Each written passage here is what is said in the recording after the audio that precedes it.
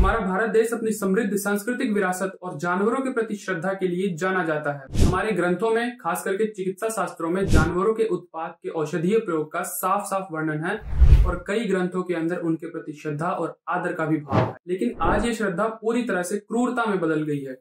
जानवरों के उत्पाद को लेने के लिए हम आज उनके साथ ऐसा व्यवहार कर रहे हैं जिससे उत्पाद की गुणवत्ता और जानवरों के प्रति श्रद्धा हमारी नष्ट हो रही है। आपको क्या लगता है कि आप आयुर्वेद जैसे चिकित्सा शास्त्रों में पढ़ करके जो दूध, घी और तमाम एनिमल प्रोडक्ट्स का यूज कर रहे हैं आपके लिए अमृत के समान है या आपकी जान के लिए ये खतरा भी हो सकती है? और अगर ऐसा है तो इससे बचने का क्या तरीका है, आज की वीडियो में हम यही जानने वाले हैं। ध्यान से बने रहिएगा इस वीडियो में, क्योंकि ये वीडियो सिर्फ आपके स्वास्थ्य भर नहीं, पूरे प्रकृति और पर्यावरण से जुड़ा हुआ है।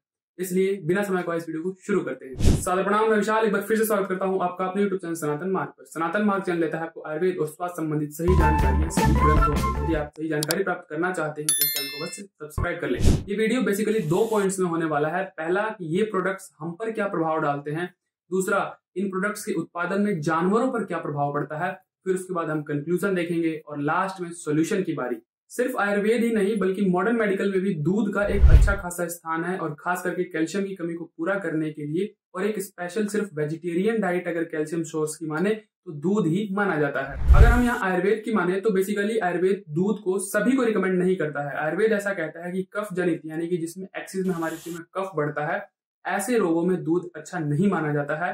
तो बेसिकली जिनकी कफ प्रकृति होती है, नेचुरली कफ प्रकृति वाले होते हैं, उनके लिए भी उतना अच्छा नहीं है, भविष्य में उन्हें नुकसान भी पहुंचा सकता है। कफ रोगों की बात करें तो शरीर में बहुत अधिक मोटापा होना, डायबिटीज इत्यादि की बीमारी, कोलेस्ट्रॉल की समस्या या बहुत से प्रकार के चर्म रोग भी कफ रोग के अंतर्गत आते हैं। ऐसी सिचुएशन में दूध अच्छा नहीं माना जाता। और बहुत सी मॉडर्न रिसर्च ऐसा कहती है कि हमारे शरीर में फैट की वृद्धि कर सकता है और ये हमारे हार्ट के लिए उतना अच्छा नहीं माना जाता है। हाँ, लेकिन आयुर्वेद ऐसा कहता है कि वात और पित्त के कई रोगों के अंदर दूध बहुत ही लाभदायक होता है और सच में ये लाभ पहुंचाता है। लेकिन उसके लिए वो कैसा दूध होना चाहिए, इसके बारे में भी आयुर्वेद बतलाता है कि वो इन क्राइटेरिया को फुलफिल करना चाहिए। सबसे पहला नियम होता है कि जानवर स्वस्थ होना चाहिए, यानी कि उसे किसी भी प्रकार का कोई रोग ना हो। लेकिन हमारे पास जो दूध पहुंचता है हमें बिल्कुल नहीं पता वो किस प्रकार के जानवर का है, हेल्दी या अनहेल्दी। और जो दूसरा क्राइटेरिया है, जानवर स्वतंत्र रहना चाहिए, यानी कि उसे रस्सी में जकड़ करके, बांध करके, किसी छोटे कमरे में बंद करके ऐसी स्थिति में उसे ना रखा हो।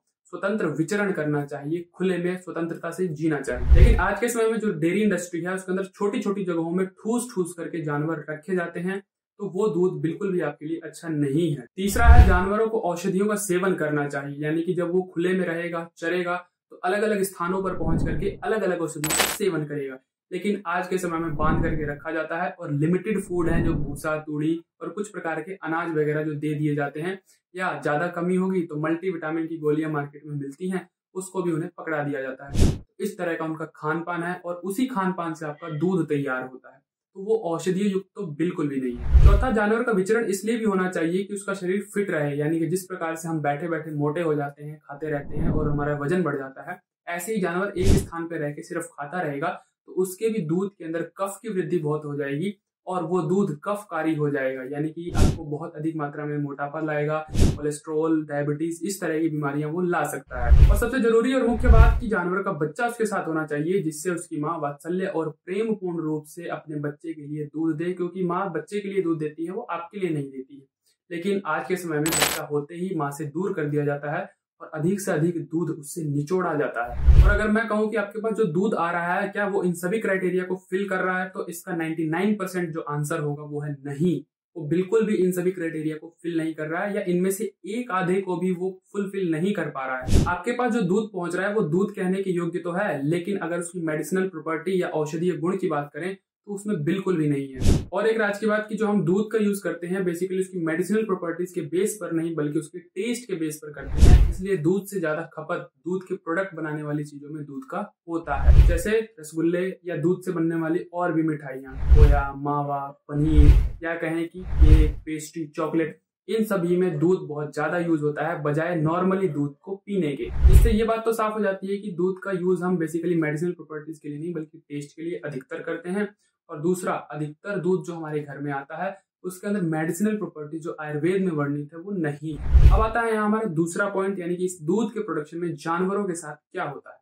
भारत दुनिया का सबसे ज्यादा दूध का उत्पादन करने वाला देश है जो कि पूरे ग्लोबल मिल्क प्रोडक्शन का 24 से 25% योगदान यानी कि 1/4 हिस्सा रखता है। तो सबसे पहली बात कि ज्यादा दूध के उत्पादन के लिए ज्यादा जानवरों की आवश्यकता होगी और इसके लिए उनकी जनसंख्या बढ़ानी होगी और उसके लिए यूज किया जाता है आर्टिफिशियल इंसेमिनेशन यानी कि कृत्रिम गर्भाधान, जिसकी प्रोसेस बहुत ही वल्गर और बहुत ही घटिया होती है। और इससे ये पता लगता है कि जानवरों की बढ़ती जनसंख्या का कारण जानवर नहीं बल्कि हम होते हैं, क्योंकि आर्टिफिशियल इंसेमिनेशन इसका एक मुख्य कारण है। अगर हम इसको एग्जांपल के तौर पे समझें तो एक समय में एक मेल एनिमल एक ही फीमेल एनिमल को प्रेग्नेंट कर सकता है, जो कि नेचुरली प्रोसेस में होता है। बट आर्टिफिशियल इंसेमिनेशन में क्या होता है, एक बार के मेल सीमन डिस्चार्ज से कई फीमेल एनिमल को प्रेग्नेंट किया जा सकता है।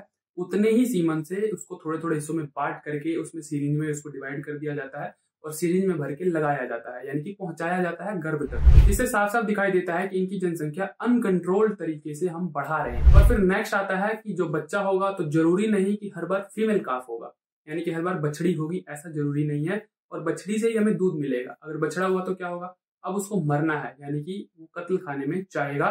और बहुत से उससे प्रोडक्ट भी बनाए जाते हैं, क्या कहें कि उसको मीट इंडस्ट्री भी इस्तेमाल करती है। और गाय भी जब तक बची रहेगी, जब तक वो दूध दे रही है, उसके पूरे मिल्किंग लाइफ स्पान के अंदर उसका दूध की फैक्ट्री की तरह इस्तेमाल किया जाता है और उससे खूब दूध निचोड़ा जाता है। और जैसे उसने दूध देना बंद किया तो वो भी वहीं जाएगी जहां बछड़ा गया।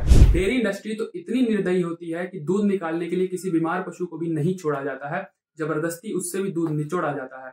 और जब पशु दूध देने को तैयार ना हो, ऑक्सीटोसिन के इंजेक्शन ठोके जाते हैं और झट से वो दूध निकाल लिया जाता है। और छोटे छोटे बच्चों को उनके हिस्से का दूध तक नहीं दिया जाता, जिसके लिए उसकी माँ ने अपने स्तन में दूध उतारा है उसी को हिस्सा नहीं मिलता है। तो हमसे बड़ा चोर कोई नहीं हो सकता। अब बात करते हैं कंक्लूजन की कि इससे क्या कंक्लूजन निकला कि अधिकतर जो हम दूध का यूज करते हैं बेसिकली मेडिसिनल प्रॉपर्टी के लिए नहीं, सिर्फ स्वाद के लिए करते हैं। सेकेंड है कि जितनी हमें दूध की जरूरत दिखाई जाती है असल में उतनी जरूरत है नहीं। और वहीं आयुर्वेद की बात करें तो दूध का काम बहुत सी अल्टरनेट मेडिसिन भी कर सकती है।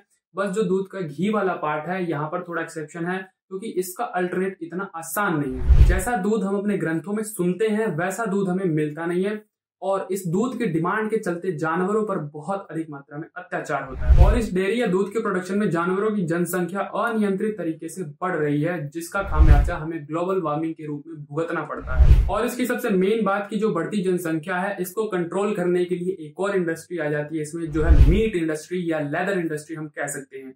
जब जानवर अपनी मिल्किंग लाइफ स्पान से निकलता है तो फिर वो इस इंडस्ट्री का हिस्सा बनता है, वो मीट के रूप में या लेदर के रूप में यूज होता है। और वहीं साफ और सटीक बात करें तो प्रत्यक्ष या अप्रत्यक्ष रूप से मिल्क कंज्यूमर यानी कि दूध की जो उपभोक्ता है वो सीधे सीधे मीट के उपभोक्ता है, यानी कि मीट कंज्यूमर। और जो हम फाइनल चीज की बात करने वाले हैं कि सॉल्यूशन, इसका क्या सॉल्यूशन होना चाहिए। सबसे पहले मेरा ऐसा मानना है कि ऐसा दूध यूज करो जो कि आयुर्वेदिक शास्त्रों में या पुराने ग्रंथों में वर्णित है, अन्यथा दूध का त्याग करो, दूध को छोड़ दो। और तीसरा आपके लिए ऑप्शनल है, आज के समय में दूध के लिए अल्टरनेट बहुत सी चीजों से दूध तैयार किया जाता है, उसका भी आप ऑप्शन देख सकते हैं, बल्कि वो उससे थोड़ा बेस्ट ही रहता है।